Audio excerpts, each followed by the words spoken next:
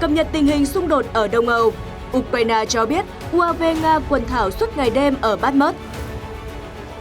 Phe ly khai nói nhiều lính Ukraine bị rối loạn tâm thần, nhiễm độc gan. Moscow tố Ukraine dùng UAV thời Liên Xô tấn công căn cứ không quân Nga. Nga tuyên bố phá hủy hàng chục kho chứa vũ khí của Ukraine trong nhà máy thép lớn thứ hai thế giới. Đáng chú ý, Newsweek chỉ ra 4 vấn đề nhạy cảm với Tổng thống Putin liên quan đến xung đột ở Ukraine. Đó là gì?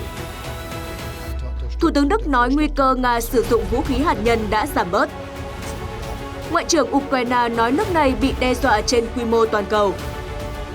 Ở diễn biến khác đáng chú ý, Taiwan News đưa tin 27 tiêm kích và 4 tàu chiến Trung Quốc hoạt động quanh đảo Đài Loan.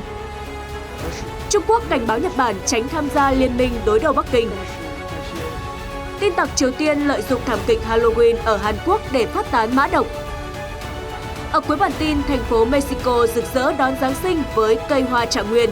Tất cả sẽ được gửi đến quý vị ngay sau đây.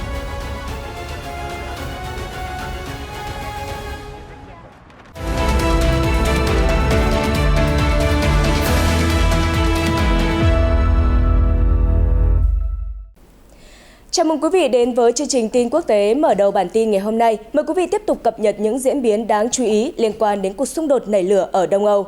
Thưa quý vị, Reuters đưa tin, quân nhân lữ đoàn tấn công số 10 của quân đội Ukraine cho biết Nga tiếp tục tăng cường các cuộc tấn công quanh khu vực Bakhmut, thị trấn chiến lược phía đông thuộc tỉnh Donetsk. Trong đó, máy bay không người lái của Nga được cho là đã quần thảo suốt ngày đêm. Bandera, chỉ huy 30 tuổi thuộc một trong các đơn vị của lữ đoàn số 10, chia sẻ với Reuters. Gần đây, Nga tấn công tích cực hơn và liên tục tiến hành các hoạt động tình báo trên không. Cả ngày 7 tháng 12 vừa qua, phòng tuyến Ukraine liên tục bị pháo kích, máy bay không người lái của Nga quần thảo suốt ngày đêm. Mỗi ngày, các binh sĩ lữ đoàn số 10 dùng các bệ phóng tên lửa đa năng BM-21 Grab để tấn công các vị trí của quân đội Nga trên khắp chiến tuyến. Ông Bandera nói rằng tình hình rất căng thẳng, Ukraine có đủ đạn dược để chiến đấu. Thành phố Bakhmut là tâm điểm giao tranh giữa Nga và Ukraine suốt nhiều tháng qua. Moscow được cho là đang cố gắng kiểm soát các tuyến đường quan trọng ở phía Bắc và phía Tây. Theo Reuters, nhiều khả năng Nga cũng đang lên kế hoạch bao vây Bakhmut. Khu vực này được đánh giá là sẽ đem lại ít giá trị chiến lược cho Nga, nhưng vẫn có thể trở thành bàn đạp để Moscow tiến đến các khu vực Kramatorsk và Slovian thuộc vùng Donetsk. Sĩ quan thuộc lực lượng dân quân của Cộng hòa Nhân dân Luhansk tự xưng LPA Andrei Morocco hôm 8 tháng 12 nói rằng thông tin tình báo cho thấy nhiều binh lính Ukraine đang mắc các căn bệnh rối loạn tâm thần và nhiễm độc gan. Chia sẻ với TASS, ông Morocco nói các nhân viên y tế Ukraine hoạt động trong khu vực giao tranh đã bắt đầu gióng lên hồi chuông cảnh báo và kêu gọi sự giúp đỡ của các tình nguyện viên. Thời gian qua, bên cạnh tiếp nhận lượng lớn thương binh do bom mìn, họ cũng ghi nhận ngày càng nhiều binh sĩ của Kiev mắc chứng rối loạn tâm thần và bị nhiễm độc gan. Trong khi đó, theo ông Morocco, Ukraine không có đủ chuyên gia có năng lực chữa trị những bệnh nhân như vậy. Hiện phía Kiev chưa đưa ra phản hồi nào liên quan đến thông tin trên. Theo NHK, Bộ Quốc phòng Nga đã cáo buộc lực lượng Ukraine sử dụng máy bay không người lái UAV thời Liên Xô tấn công các căn cứ không quân ở miền Nam và miền Trung nước Nga vào hôm 5 tháng 12.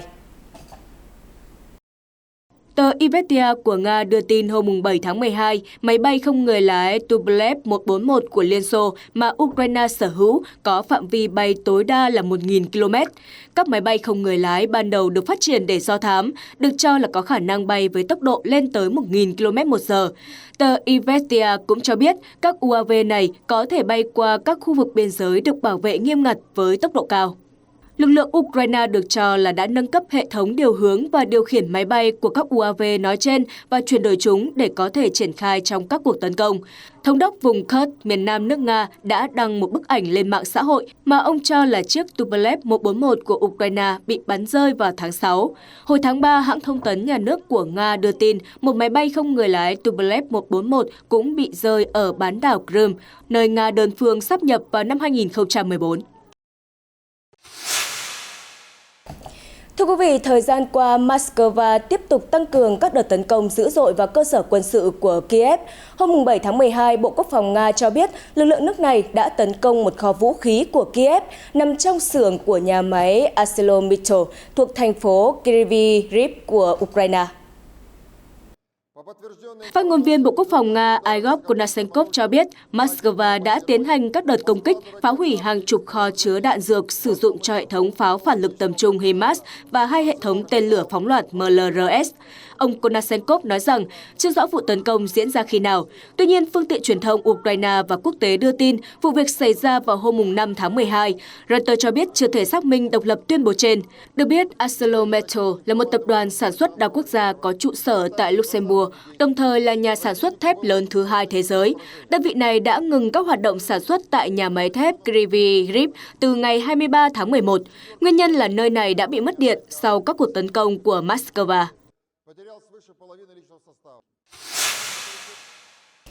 Thưa quý vị, tại thủ đô Kiev, Reuters ghi nhận tuyết đã rơi vào hôm 7 tháng 12. Dù sống trong điều kiện khắc nghiệt, người dân cho biết họ sẽ cố gắng đợi ngày chiến thắng, đồng thời bày tỏ lo lắng cho những người lính phải chiến đấu dưới tiết trời lạnh cóng. Trong khi đó, các quan chức Ukraine vẫn đang thúc đẩy nỗ lực khôi phục lưới điện đã bị phá hủy sau các trận mưa tên lửa của Nga xảy ra vào hồi đầu tuần. Bà Ivana, 72 tuổi, sống ở thành phố Irpin thuộc Kiev chia sẻ, tôi cần sạc đầy 2 cục sạc dự phòng ở đây và khi trở về Irpin, mọi thứ tối om, chỉ có đuốc để soi sáng, không có nơi nào để sạc điện thoại cả. Bà Irina, 71 tuổi, sống ở trung tâm Kiev, lại bày tỏ lo lắng cho các chiến sĩ ở tiền tuyến. Bà nói thật khó khăn cho lực lượng vũ trang của chúng tôi, các chàng trai của chúng tôi. Người dân đặt niềm tin và hy vọng vào họ. Chúng tôi vẫn kiên trì chịu đựng những khó khăn hiện tại và cầu nguyện một ngày được sống trong ngôi nhà của mình. Hy vọng chiến thắng sẽ đến với Ukraine càng sớm càng tốt. Theo Reuters, gần đây tên lửa Nga tiếp tục càn quét khắp Ukraine, phá hủy nhiều nhà cửa, gây mất điện trên diện rộng. Tuy nhiên, các cuộc tấn công vừa qua ít nghiêm trọng hơn những đòn giáng vào tháng trước, đẩy hàng triệu người Ukraine phải sống trong bóng tối và giá lạnh. Trước tình hình trên, chính quyền Ukraine đã thành lập các trung tâm bất khả chiến bại, nơi người dân có thể sạc điện thoại, sưởi ấm và lấy đồ uống nóng. Đáng chú ý, theo truyền thông Mỹ Newsweek, Nga đã tổ chức cuộc họp với Hội đồng Nhân quyền do Tổng thống Vladimir Putin chủ trì vào hôm 7 tháng 12. Ông chủ Điện Kremlin được cho là đã cấm các thành viên đặt câu hỏi liên quan đến 4 vấn đề. Đó là những gì? Mời quý vị tiếp tục tìm hiểu.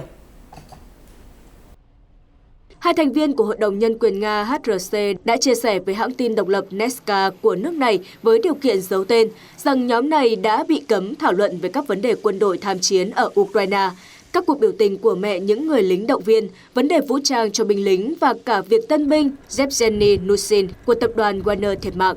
Tờ báo này cho biết các thành viên HRC đã được khuyên là không nên nêu những vấn đề trên trong cuộc họp để không làm Tổng thống Putin khó chịu. Về vấn đề quân đội tham chiến ở Ukraine, hồi tháng 3, Quốc hội Nga đã thông qua một đạo luật mới để bác bỏ những bất đồng chính kiến về chiến dịch quân sự đặc biệt ở Kiev. Theo đó, những ai cố tình tung tin giả về quân đội Nga sẽ bị phạt tù lên tới 15 năm. Liên quan đến các cuộc biểu tình của mẹ và vợ những người lính Nga chiến đấu ở Ukraine, Moscow được cho là đã tổ chức một cuộc gặp giữa Tổng thống Putin và những người mẹ và vợ của lính động viên. Tuy nhiên, đại diện phong trào bà mẹ và những người vợ có chồng, con tham chiến đã nói rằng Điện Kremlin dàn dựng cuộc trao đổi. Về vấn đề vũ trang cho quân đội, phát ngôn viên Điện Kremlin Dmitry Peskov vào ngày 26 tháng 10 thừa nhận Nga không có đủ trang thiết bị cho hàng trăm nghìn binh sĩ nhập ngũ theo sắc lệnh động viên ngày 21 tháng 9 của Tổng thống Putin. Nhà lãnh đạo Nga đã thành lập một hội đồng mới để giải quyết vấn đề trên. Cuối cùng, liên quan đến tân binh Yevgeny Nusin, đây là cựu tù nhân người Nga đã được tập đoàn Wagner, đơn vị lính đánh thuê của Nga tuyển dụng vào tháng 7. Trong một cuộc phỏng vấn sau khi bị lực lượng Ukraine bắt vào tháng 9, người này được cho là đã chỉ trích các quan chức Nga và nói rằng muốn đổi phe. Phát ngôn viên Điện Kremlin Dmitry Peskov không đưa ra bình luận về vụ việc. Hiện Nga chưa đưa ra đánh giá nào liên quan đến thông tin mà Newsweek đăng tải. Reuters đưa tin trong một cuộc phỏng vấn hôm 8 tháng 12, Thủ tướng Đức Olaf Scholz đã nhận định dưới áp lực từ cộng đồng quốc tế, nguy cơ Tổng thống Nga Vladimir Putin sử dụng vũ khí hạt nhân như một phần của cuộc xung đột ở Ukraine đã giảm bớt. Cụ thể, chia sẻ với hãng truyền thông Funke của Đức, ông Scholz nhận định, cho đến nay xung đột ở Ukraine vẫn đang diễn ra ở mức tàn khốc chưa từng có. Tuy nhiên, có một điều đã thay đổi là Nga đã ngừng đe dọa sử dụng vũ khí hạt nhân nhờ phản ứng cứng rắn của cộng đồng quốc tế. Nhà lãnh đạo Đức nói thêm, bất chấp sự chia rẽ sâu sắc, điều quan trọng là các nước phải tiếp tục đối thoại với Điện Kremlin. Thông điệp trên được ông Scholz đưa ra trước khi Tổng thống Putin cảnh báo nguy cơ chiến tranh hạt nhân đang gia tăng. Dù vậy, ông chủ Điện Kremlin khẳng định Nga sẽ không nổi điên và chỉ xem kho vũ khí hạt nhân của mình là biện pháp phòng thủ, răn đe thuần túy. Chia sẻ với Funke, ông Scholz nói rằng ông Putin phải chấm dứt cuộc xung đột ở Ukraine. Vị Thủ tướng đồng thời cũng lưu ý ông sẵn sàng trao đổi với Nga về việc kiểm soát vũ khí hạt nhân ở châu Âu, như các bên đã nỗ lực từ trước khi giao tranh bùng nổ ở Đông Âu. Thủ tướng Đức cũng tái khẳng định sự ủng hộ của nước này dành cho Ukraine. Ông nói, chúng tôi đang làm mọi thứ để có thể ngăn chặn một cuộc đối đầu trực tiếp giữa Nga và NATO. Trên toàn thế giới sẽ không có bên chiến thắng nếu cuộc xung đột như vậy bùng nổ. Mặt khác, Thủ tướng Đức cũng kỳ vọng nền kinh tế lớn nhất châu Âu sẽ yên ổn vượt qua mùa đông khắc nghiệt và vẫn là một quốc gia công nghiệp mạnh mẽ và thành công khi giảm bớt sự phụ thuộc vào năng lượng của Nga. Chúng tôi đang đưa ra các quyết định cần thiết để trở nên độc lập trong dài hạn. Từ năm 2045 trở đi, chúng tôi muốn tạo ra năng lượng hoàn toàn không sử dụng khí đốt tự nhiên, than đá hoặc dầu mỏ, ông nhấn mạnh. Khi được hỏi liệu ông có tiếp tục giữ ghế thủ tướng trong cuộc bầu cử tiếp theo hay không, ông Scholz nói, tất nhiên. Thưa quý vị, trong một bài đăng trên Facebook vào hôm 7 tháng 12, Ngoại trưởng Ukraine Dmytro Kuleba cho biết các gói hàng đáng ngờ đã tiếp tục được gửi đến hàng loạt cơ quan ngoại giao của nước này ở nước ngoài. Theo ông Kuleba, chỉ trong 2 ngày đầu tuần, các gói hàng đáng ngờ đã được gửi đến Đại sứ quán Ukraine ở Ý, Ba Lan, Bồ Đào Nha, Romania và Đan Mạch. Như vậy, cho đến nay, Ukraine đã bị đe dọa bởi hình thức trên 31 lần. Diễn biến trên được ghi nhận ở 15 quốc gia, Áo, Croatia, Đan Mạch, Pháp, Kazakhstan, Hà Lan, Vatican và Hoa Kỳ, mỗi nơi ghi nhận một trường hợp. Trong khi cơ quan ngoại giao của Ukraine ở Cộng hòa Séc, Hungary, Bồ Đào Nha, Romania bị đe dọa 2 lần, 4 trường hợp đe dọa được ghi nhận tại Ý. Ba Lan ghi nhận 6 trường hợp và cơ quan năng lượng ở Tây Ban Nha đã bị đe dọa 5 lần. Ông lưu ý, một số gói hàng có chứa mắt của động vật và một số khác chứa chất nổ thô. Ngoại trưởng Kuleba tiếp tục cho biết, tất cả gói hàng đáng ngờ đều hiển thị cùng một địa chỉ người gửi, đó là một đại lý ô tô ở thị trấn Sindelfingen của Đức. Tuy nhiên, không có bằng chứng cho thấy địa chỉ này có liên quan đến các gói hàng. Theo bài đăng trên Facebook của ông Kuleba, các gói hàng thường được gửi từ các bưu điện không được trang bị hệ thống camera và những kẻ tấn công cũng tránh để lại dấu vết DNA. Vị Ngoại trưởng bình luận, điều này cho thấy âm mưu này được thực hiện một cách chuyên nghiệp. Suốt tuần qua, các đại sứ quán và lãnh sự quán Ukraine tại các nước đã hoạt động trong tình trạng được tăng cường an ninh, khu vực được giăng rào bảo vệ, chuyên gia pháp y cũng được triển khai. Ông Kuleba lưu ý, chiến dịch cực đoan nhắm vào các nhà ngoại giao Ukraine đang diễn ra ở quy mô chưa từng có, không chỉ ở trong nước Ukraine mà cả ở cấp độ toàn cầu. Tôi không nhớ trường hợp nào trong lịch sử mà nhiều đại sứ quán và lãnh sự quán của một quốc gia bị tấn công ở quy mô lớn như vậy trong một khoảng thời gian ngắn. Tuy nhiên, dù kẻ thù có cố gắng đe dọa nền ngoại giao Ukraine đến mức nào, họ cũng sẽ thất bại. Chúng tôi sẽ tiếp tục nỗ lực giành chiến thắng. Ở diễn biến khác, Reuters đưa tin hôm 7 tháng 12, Thủ tướng Trung Quốc Lý Khắc Cường đã bày tỏ nước này sẵn sàng duy trì trao đổi cấp cao và tăng cường hợp tác với Nga trong nhiều lĩnh vực, đồng thời làm sâu sắc hơn quan hệ đối tác hợp tác chiến lược toàn diện giữa Bắc Kinh và Moscow. Thông điệp trên được ông Lý Khắc Cường đưa ra khi đồng chủ trì cuộc họp thường kỳ lần thứ 27 giữa Thủ tướng hai nước Trung Nga cùng người đồng cấp Nga Mikhail Mishustin qua hình thức trực tuyến. Trong đó, Thủ tướng Trung Quốc lưu ý rằng với tư cách là những nước láng giềng và là thị trường mới nổi, Trung-Nga có quan hệ hữu nghị truyền thống và đã liên tục phát triển quan hệ song phương dựa trên nguyên tắc không liên minh, không đối đầu và không nhắm mục tiêu vào bên thứ ba. Bắc Kinh sẵn sàng duy trì trao đổi cấp cao với Moscow trong nhiều lĩnh vực, làm sâu sắc hơn quan hệ đối tác chiến lược toàn diện, duy trì các chuẩn mực cơ bản trong điều chỉnh quan hệ quốc tế, bảo vệ sự hòa bình, ổn định, phát triển và thịnh vượng của khu vực, cũng như trên thế giới, từ đó mang lại nhiều lợi ích hơn cho nhân dân hai nước. Sau khi nghe báo cáo về các nội dung hợp tác song phương, hai vị Thủ tướng Trung Nga đã đánh giá cao tính hiệu quả và thiết thực của những hoạt động mà hai nước tiến hành trong 2 năm qua. Lưu ý rằng nền kinh tế Trung Nga có tính bổ trợ cao, Thủ tướng Lý Khắc Cường bày tỏ hy vọng hai bên sẽ tận dụng tốt các cơ chế song phương, thúc đẩy đều đặn các dự án hợp tác trong những lĩnh vực trọng điểm, đồng thời không ngừng nâng cao cấp độ hợp tác kinh tế và thương mại. Ngoài ra, ông Lý Khắc Cường cũng kêu gọi Trung Nga tối ưu hóa quy trình thông quan, cùng nhau duy trì chuỗi cung ứng và công nghiệp ổn định, thông suốt, làm sâu sắc thêm các hoạt động giao lưu văn hóa, giao lưu nhân dân, đồng thời củng cố cơ sở cho quan hệ hữu nghị giữa hai nước.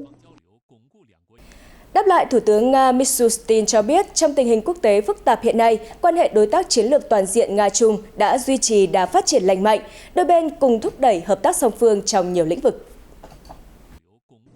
Ông Mishustin nói rằng Nga sẵn sàng cùng Trung Quốc phát huy hết vai trò của cơ chế đối thoại thường kỳ giữa Thủ tướng Nga và Thủ tướng Trung Quốc. Hai nước sẽ tăng cường hợp tác trong các lĩnh vực then chốt như kinh tế và thương mại, làm sâu sắc hơn giao lưu văn hóa và nhân dân, đồng thời nâng tầm quan hệ song phương. Thủ tướng Nga khẳng định Moscow sẽ hợp tác và củng cố tình láng giềng hữu nghị tốt đẹp với Bắc Kinh. Ông Mishustin cho biết thêm, Nga cũng sẵn sàng hợp tác với Trung Quốc để giải quyết các thách thức toàn cầu và thúc đẩy sự phát triển của một thế giới đa cực. Chuyển sang các tin tức đáng chú ý khác, Cơ quan phòng vệ đảo Đài Loan cho biết lực lượng phòng vệ của vùng lãnh thổ này đã theo dõi 27 máy bay quân sự và 4 tàu hải quân của Trung Quốc di chuyển quanh hòn đảo.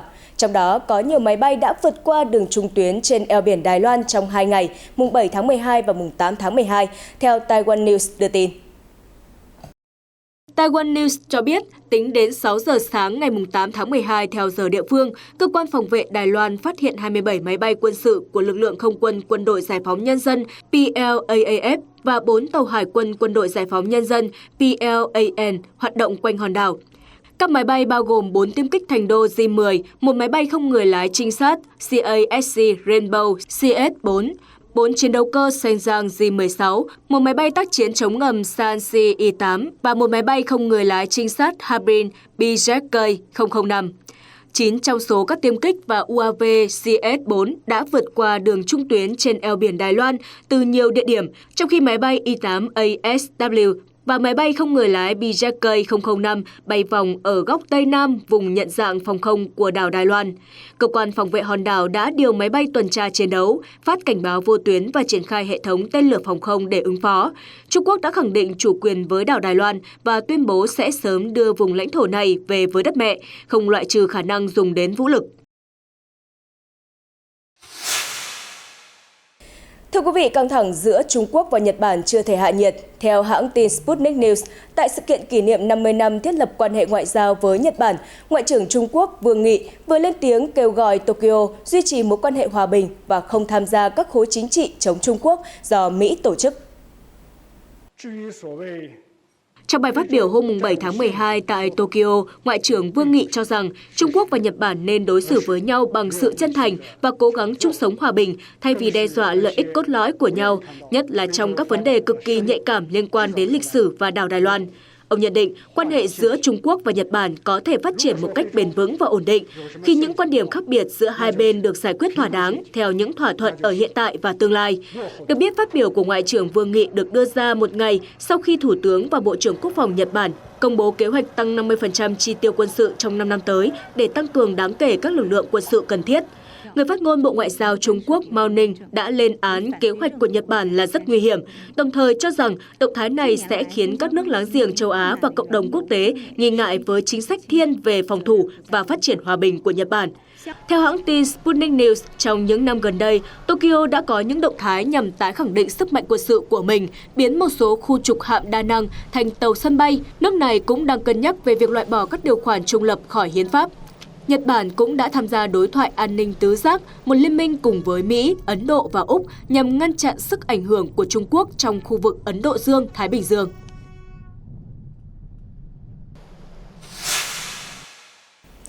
Thưa quý vị, Hiệp ước An ninh AUKUS gồm Mỹ, Anh, Úc được hình thành hơn một năm trong bối cảnh căng thẳng leo thang tại vùng biển Ấn Độ Dương-Thái Bình Dương. Mới đây, Bộ trưởng Quốc phòng Hoa Kỳ đã công bố những thông tin liên quan đến chính sách sắp tới của Liên minh. Cụ thể, hãng tin NHK cho biết trong cuộc họp hôm 7 tháng 12 tại Lầu Năm Góc, Bộ trưởng Quốc phòng các nước Úc, Anh và Mỹ cho rằng Trung Quốc đang có nhiều hành động ảnh hưởng đến quyền tự do hàng hải và an ninh ở khu vực Ấn Độ Dương-Thái Bình Dương. Các nước cần tìm cách thay đổi tình hình nhưng phải theo hướng hòa bình, không cưỡng chế. Theo hãng tin NHK, Bộ trưởng Quốc phòng Mỹ Lloyd Austin cho rằng ngày nay mục tiêu của Liên minh AUKUS ngày càng trở nên rõ ràng. Hơn bao giờ hết, ba quốc gia thuộc Liên minh đang có cùng quan điểm về những thách thức và cơ hội của thế giới. Ông Austin cho biết các đồng minh đã đạt được tiến bộ trong việc cung cấp cho Úc các tàu ngầm chạy bằng năng lượng hạt nhân. Liên minh cũng sẽ trang bị các vũ khí thông thường cho tàu ngầm hạt nhân của Úc. Được biết, Úc, Anh và Mỹ đã ký kết Hiệp ước An ninh với tên gọi AUKUS vào tháng 9 năm 2021 với mục đích tăng cường khả năng răn đe để giữ gìn hòa bình và ổn định tại khu vực Ấn Độ Dương-Thái Bình Dương. Tuy nhiên, chính quyền Bắc Kinh đã lên tiếng chỉ trích kế hoạch này. Các nhà ngoại giao Trung Quốc cũng cho rằng việc Mỹ xuất khẩu công nghệ hạt nhân là rất vô trách nhiệm. Ở diễn biến khác, hôm 8 tháng 12, hãng tin Reuters dẫn nguồn từ nhóm phân tích các mối đe dọa của Google cho biết một nhóm tin tặc do chính phủ Triều Tiên hậu thuẫn đã lợi dụng thảm kịch giẫm đạp dịp Halloween vừa qua ở Hàn Quốc để phát tán các phần mềm độc hại cho người dân nước láng giềng. Cụ thể, theo báo cáo chi tiết được nhóm Google công bố, các đoạn mã độc nhúng trong các tài liệu Microsoft Office được ngụy trang giống hệt các tài liệu được công bố bởi chính quyền Seoul về thảm kịch. Báo cáo cũng chỉ ra đích danh thủ phạm chính là nhóm tin tặc APT37, nhắm mục tiêu vào người dân Hàn Quốc, những người đào tẩu khỏi Triều Tiên, các nhà hoạch định chính sách, nhà báo và các nhà hoạt động nhân quyền ở Hàn Quốc. Phía Microsoft, nhà phát hành chính của công cụ Microsoft Office, cho biết đã phát hiện sự cố này vào ngày 31 tháng 10, sau nhiều báo cáo của người dùng Hàn Quốc. Phía công ty cho biết họ đã phát hành bản vá lỗi vào hôm 8 tháng 11. Nhằm tránh tái diễn các vụ việc tương tự, hôm 8 tháng 12, các quan chức Hàn Quốc đã cảnh báo các doanh nghiệp không nên thuê nhân viên công nghệ thông tin đến từ Triều Tiên. Cũng liên quan đến Hàn Quốc, Reuters đưa tin chính phủ nước này đã ra lệnh cho các tài xế xe tải làm việc trong ngành thép và hóa dầu phải trở lại làm việc vào hôm 8 tháng 12, giữa bối cảnh các cuộc đình công kéo dài trên toàn quốc làm gián đoạn nghiêm trọng chuỗi cung ứng của xứ sở kim chi. Trong bài phát biểu khai mạc cuộc họp nội các được truyền hình trực tiếp, Thủ tướng Hàn Quốc Han Duck-soo đã yêu cầu phát lệnh bắt đầu làm việc đối với các tài xế trong ngành thép và hóa dầu. Lệnh bắt đầu làm việc được đưa ra sẽ buộc những người lao động đình công quay trở lại làm việc. Người không tuân thủ có thể bị hủy giấy phép lao động, phạt 3 năm tù hoặc phạt tiền lên tới 30 triệu won, tương đương 22.550 đô la Mỹ. Hàng chục nghìn tài xế xe tải đình công đang yêu cầu thay đổi chính sách tiền lương tối thiểu. Chính phủ đã từ chối yêu cầu này nhưng cho biết có thể đổi mới sau 3 năm. Đảng Dân Chủ, đảng đối lập chiếm đa số trong Quốc hội đã quyết định ủng hộ đề xuất gia hạn của chính phủ. Thủ tướng Han nhấn mạnh, chính phủ vẫn kiên định với quyết định của mình. Chúng ta nhất định phải phá vỡ vòng luẩn quẩn của một hành động phi lý. Một quan chức công đoàn cấp cao cho biết, không có thêm phiên đàm phán nào được lên kế hoạch giữa chính phủ và công đoàn. Theo thông tin từ chính phủ Hàn Quốc, cuộc đình công thứ hai trong vòng chưa đầy 6 tháng đã cản trở nguồn cung hàng hóa từ ô tô đến nhiên liệu, khiến đất nước thiệt hại 3,5 tỷ won, tương đương 2,66 tỷ đô la Mỹ trong 12 ngày đầu tiên.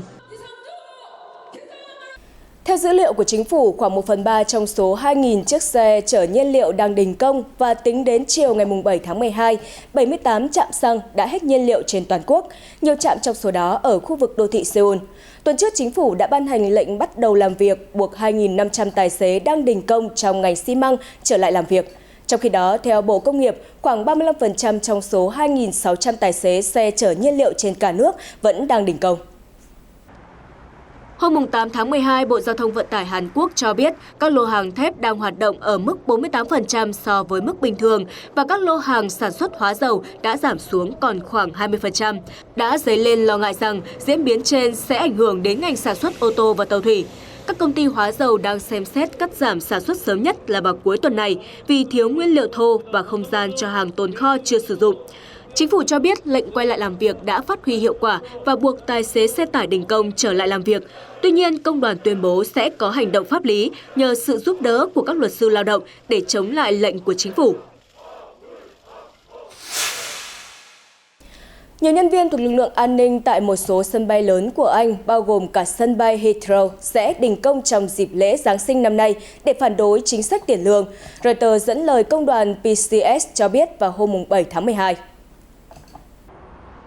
PCS cho biết các nhân viên an ninh được chính phủ tuyển dụng làm việc tại các khu kiểm soát hộ chiếu ở các sân bay Heathrow và Gatwick, cũng như các sân bay Birmingham, Cardiff, Glasgow, Manchester và New Haven sẽ tham gia cuộc đình công lần này.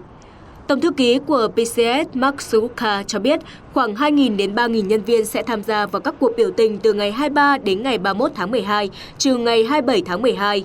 Khi được hỏi tại sao công đoàn lại chọn thời điểm Giáng sinh để đình công, người đứng đầu công đoàn nói các nhân viên an ninh sân bay sẽ bị mất lương khi đình công, cho nên đình công trong dịp Giáng sinh là phương sách cuối cùng.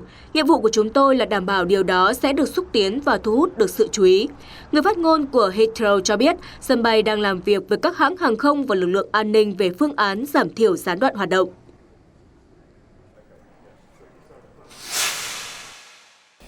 Thưa quý vị, Hội nghị thượng đỉnh về đa dạng sinh học COP15 đang diễn ra với kỳ vọng đem lại những giải pháp để cải thiện môi trường sống và bảo tồn các loài sinh vật trên địa cầu. Tổng thư ký Liên Hiệp Quốc và Thủ tướng Canada đã có những chia sẻ đáng chú ý tại sự kiện này. Hãng tin Reuters cho hay trong bài phát biểu tại lễ khai mạc hội nghị hôm 6 tháng 12 tại thành phố Montreal, Canada, Tổng thư ký Liên Hiệp Quốc ông Antonio Guterres cảnh báo nhân loại đã trở thành vũ khí hủy diệt hàng loạt và hội nghị COP15 là cơ hội để ngăn chặn điều đó. Phát biểu tại hội nghị, Thủ tướng Canada Justin Trudeau cũng cho rằng có rất nhiều bất đồng giữa các chính phủ, nhưng nếu không thể nhất trí về một vấn đề cơ bản như bảo vệ thiên nhiên, thì chúng ta chẳng thể đạt được thỏa thuận nào quan trọng hơn. Theo Reuters, hơn 1 triệu loài, đặc biệt là côn trùng, đang bị đe dọa tuyệt chủng và biến mất với tốc độ chưa từng thấy trong 10 triệu năm qua. Bên cạnh đó, theo đánh giá triển vọng đất đai năm 2022 của Liên Hiệp Quốc, có tới 40% diện tích đất bị suy thoái trên phạm vi toàn cầu. Được biết, các nhà đàm phán hy vọng rằng hội nghị lần này sẽ mang lại một thỏa thuận đảm bảo có nhiều động vật, thực vật và hệ sinh thái bền vững hơn vào năm 2030. Dù vậy, quá trình thực hiện và giám sát như thế nào sẽ cần có sự nhất trí của tất cả 196 nước tham gia Công ước của Liên Hợp Quốc về đa dạng sinh học. Thưa quý vị, Giáng sinh đã dần đến với Mexico khi sắc đỏ rạng rỡ của cây trạng nguyên, hay còn gọi là hoa Giáng sinh, đã tỏa sáng ở nhiều nơi trên đất nước này. Cây trạng nguyên hiện diện ở trong nhà, doanh nghiệp và cả khu vực công cộng.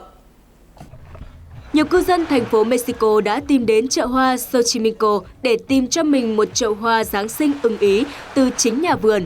Các nhà cung cấp cây trạng nguyên bày tỏ hy vọng họ sẽ bán được hơn 3 triệu cây trong mùa Giáng sinh năm nay. Kể từ đầu tuần, hàng trăm hoa Giáng sinh đã đua sắc trên các tuyến phố và cả đại lộ Reform nổi tiếng. Người dân địa phương và khách du lịch thường xuyên tụ họp tại đây để chụp ảnh kỷ niệm. Ở Mexico, loài cây này được biết đến với cái tên Noche Buena. Nó đẹp lộng lẫy nhất vào dịp Giáng sinh do cây phát triển tốt trong thời tiết khô ráo và nhiều nắng. Tin tức vừa rồi cũng đã kết thúc chương trình ngày hôm nay. Cảm ơn quý vị và các bạn đã quan tâm theo dõi. Xin kính chào tạm biệt và hẹn gặp lại trong những bản tin lần sau.